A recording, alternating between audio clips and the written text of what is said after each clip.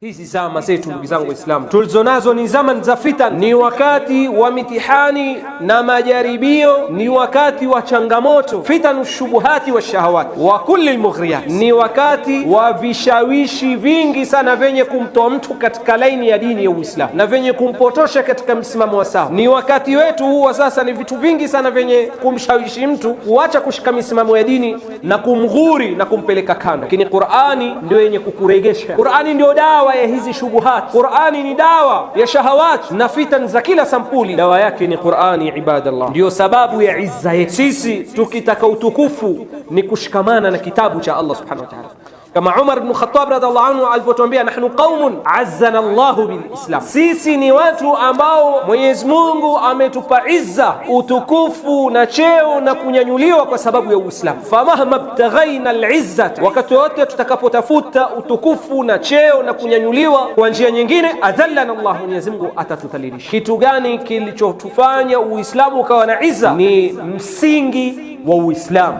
nao ni Qur'ani na sunna ya Mtume sallallahu alaihi wasallam.